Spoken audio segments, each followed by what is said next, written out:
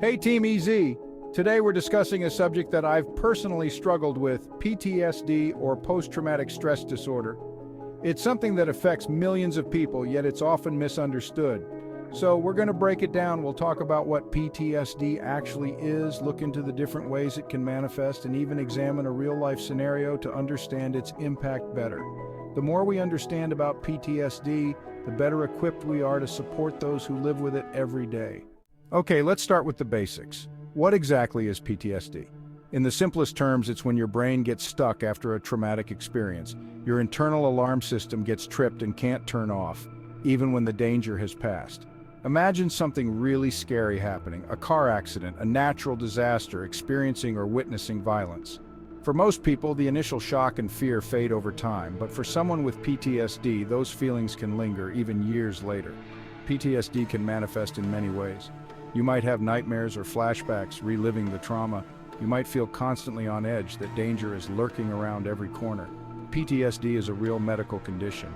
It's not a sign of weakness, and it's not something people can just snap out of. So, we've talked about PTSD in general, but did you know that there are actually different types? First, we have acute stress disorder, or ASD. This one pops up quickly after trauma, usually within a month. It's like your brain's immediate reaction to something terrifying. You might feel anxious, jumpy, have trouble sleeping, or even experience dissociation. With the right help, most people recover from ASD quickly. Then there's dissociative PTSD, involving a lot of dissociation. It's when your mind detaches from reality to protect itself. You might feel emotionally numb, have memory problems, or feel like you're watching yourself from outside your body. Now, things get a little more complicated with complex PTSD. This one usually develops after repeated or prolonged trauma, like ongoing abuse or neglect, often during childhood. It's like your entire sense of self gets shaped by the trauma. People with complex PTSD often struggle with things like regulating their emotions, maintaining relationships, and trusting others. They might have intense feelings of shame, worthlessness, or a constant sense of danger. It's a lot to carry, and it often requires specialized therapy to address. Also, we have comorbid PTSD, which is basically when PTSD teams up with other mental health conditions like depression, anxiety, or substance abuse disorders. It's the double whammy of challenges. Comorbid PTSD can be tricky because you're dealing with multiple issues at once.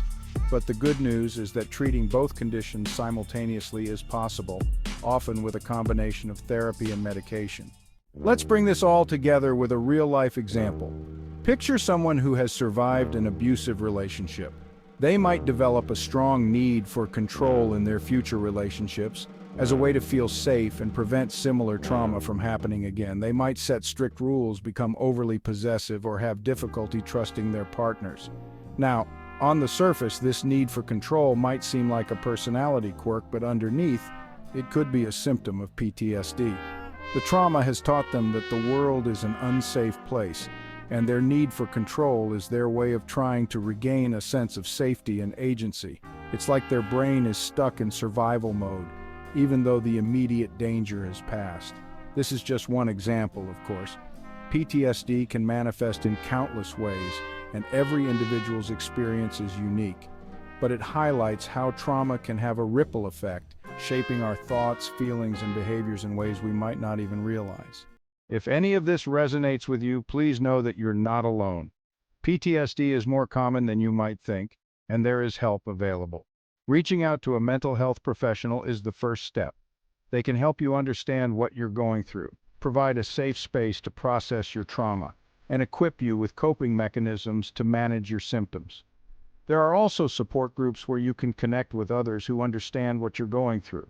Sharing your story and hearing from others can be incredibly validating and empowering.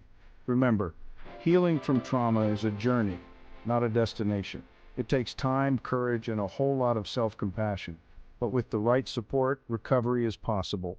Thank you for sticking with me through this conversation about PTSD. It's a tough subject, but I think it's so important to talk about these things openly and honestly.